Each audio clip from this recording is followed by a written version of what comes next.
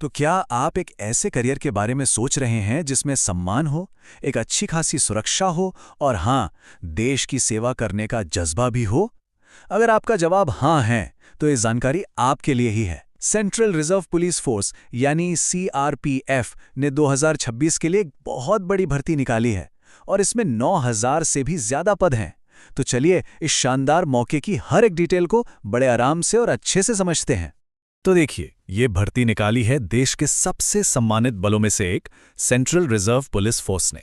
और इसमें जो पद हैं वो है कांस्टेबल टेक्निकल और ट्रेड्समैन और कांस्टेबल पायनियर। आपको बता दूं कि ये वो भूमिकाएं हैं जो असल में बल की रीढ़ की हड्डी की तरह काम करती हैं।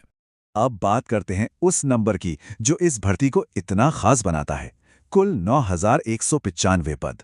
सोचिए, ये सिर्फ एक संख्या नहीं है, ये हजारों युवाओं के लिए अपने सपनों को पूरा करने का एक बहुत बड़ा दरवाजा है। और इन पदों को बांटा कैसे गया है वो आप यहां साफ साफ देख सकते हैं। सबसे बड़ा हिस्सा यानी 9175 पद टेक्निकल और ट्रेड्समैन के लिए हैं और 20 पद स्पेशल पायनियर विंग के लिए रखे गए हैं। देखिए, किसी भी मौके का फायदा उठाने के लिए सबसे जरूरी क्या होता है? सही समय पर सही जानकारी। तो चलिए अब उन तारीखों पर नजर डालते हैं जिन्हें आपको बिल्कुल भी नहीं भूलना है। अच्छा, इन तारीखों को कहीं नोट कर लीजिए या अपने कैलेंडर में मार्क कर लीजिए। एप्लीकेशन भरना शुरू होगा 20 अप्रैल 2026 से और आखिरी तारीख है 19 मई 2026। और हाँ, एक बहुत ज़रूरी बात, आपकी उम्र और जो भी क्वालिफिकेशन है वो 1 जनवरी 2026 के हिसाब से देखी जाएगी। चलिए अब आगे बढ़ते हैं और बात करते हैं एप्लीकेशन फीस की। यहां पर अलग अलग श्रेणियों का ख्याल रखा गया है, तो इसे जरा ध्यान से समझिएगा। तो जो जनरल, ओबीसी और ईडब्ल्यूएस श्रेणी के पुरुष उम्मीदवार हैं उनके लिए फीस सिर्फ 100 रुपये है। और अच्छी खबर यह है कि एससी, एसटी, सभी महिला उम्मीदवारों और एक्स सर्विसमैन के लिए कोई भी फीस नहीं है। जी हां, आवेदन पूरी तरह से मुफ्त है। अब देखते हैं कि इस भर्ती के लिए उम्र की क्या शर्तें रखी गई हैं। और जैसा मैंने पहले बताया, याद रखिएगा कि उम्र की गणना 1 जनवरी 2026 को ही आधार मानकर की जाएगी। अगर आप कांस्टेबल ड्राइवर पद के लिए अप्लाई करना चाहते हैं तो आपकी उम्र 21 से 27 साल के बीच होनी चाहिए और बाकी सभी पदों के लिए ये सीमा 18 से 23 साल है। हाँ, सरकारी नियमों के हिसाब से जो आरक्षित श्रेणियां हैं उन्हें उम्र में छूट भी मिलेगी। चलिए अब ये जान लेते हैं कि इन पदों पर अप्लाई करने के लिए आपके पास कौन सी पढ़ाई लिखाई या योग्यता होनी चाहिए। ये जानना बहुत ही ज़रूरी है।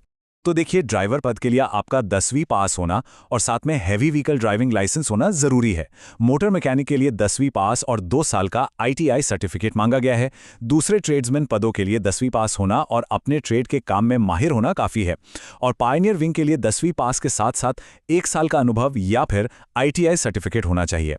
एक अच्छा करियर सिर्फ काम ही नहीं होता, बल्कि ये आपके भविष्य की गारंटी भी देता है। तो अब बात करते हैं सैलरी और उन फायदों की जो इस नौकरी को और भी बेहतरीन बनाते हैं। यहां आपको पे लेवल 3 के तहत सैलरी मिलेगी। इसका सीधा सा मतलब है कि आपका बेसिक पे स्केल 21,700 रुपये से शुरू होकर 69,100 रुपये तक जाएगा और ये आपके अनुभव के साथ साथ बढ़ता ही रहेगा। पर बात यहीं खत्म नहीं होती। बेसिक सैलरी के अलावा आपको महंगाई भत्ता, मकान किराया भत्ता, आपके और आपके परिवार के लिए मेडिकल की सुविधा, नई पेंशन स्कीम और मुश्किल जगहों पर काम करने के लिए खास भत्ते भी मिलेंगे। तो इन सब को मिलाकर देखें तो शुरुआत में ही आपके हाथ में लगभग 30,000 से 35,000 रुपये हर महीने की सैलरी आ सकती है। तो अब सवाल उठता है कि इस सम्मानजनक पद तक पहुंचने का रास्ता क्या है, यानी सिलेक्शन कैसे होगा। चलिए अब इस पूरे सफर को यानी चयन प्रक्रिया को अच्छे से समझते हैं। तो देखिए, ये 5 पड़ाव हैं जिन्हें पार करके आप अपनी मंजिल तक पहुंचेंगे। सबसे पहले होगा आपका फिजिकल टेस्ट यानी शारीरिक क्षमता की जांच। फिर होगा कंप्यूटर पर एक रिटन टेस्ट। अगर आप इसे पास कर लेते हैं तो आपको अपने ट्रेड का स्किल टेस्ट देना होगा। इसके बाद आपके सारे डॉक्यूमेंट्स चेक होंगे और आखिर में एक मेडिकल एग्जामिनेशन होगा। सिलेक्शन प्रोसेस में, जैसा कि मैंने बताया, कंप्यूटर आधारित टेस्ट सबसे अहम पड़ाव है। तो इसकी तैयारी के लिए इसके पैटर्न को समझना बहुत ज़रूरी है। इस टेस्ट में कुल 4 सेक्शन होंगे: रीजनिंग, जनरल नॉलेज, गणित और एक भाषा, जिसमें आप हिंदी या इंग्लिश में से कोई एक चुन सकते हैं। हर सेक्शन से 25 सवाल पूछे जाएंगे और हर सवाल 1 नंबर का होगा। 100 सवालों को हल करने के लिए आपको पूरे 2 घंटे का समय मिलेगा। लेकिन यहां एक बात का खास ध्यान रखना है, वो है नेगेटिव मार्किंग। हर गलत जवाब पर आपका 0.25 अंक काट लिया जाएगा। इसलिए हर सवाल का जवाब बहुत सोच समझकर ही देना होगा। अब जब आपने लगभग सब कुछ जान लिया है तो सबसे ज़रूरी सवाल आता है, अप्लाई कैसे करना है। चलिए इस प्रोसेस को भी समझ लेते हैं। इस बात को एकदम साफ समझ लीजिए कि आवेदन सिर्फ और सिर्फ ऑनलाइन ही होगा। इसके लिए आपको सीआरपीएफ की ऑफिशियल भर्ती वेबसाइट rect.crpf.gov.in पर जाना होगा। अब आखिर में कुछ बहुत ही जरूरी सलाह जो सीधे भर्ती बोर्ड की तरफ से है और जिससे नजरअंदाज करना आपके लिए मुश्किल खड़ी कर सकता है। इस बात को बहुत ज्यादा गंभीरता से लीजिएगा।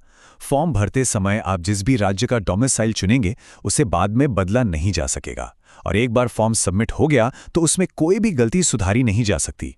इसलिए मेरी सलाह है कि फॉर्म को फाइनल सबमिट करने से पहले 2 बार जरूर चेक कर लें।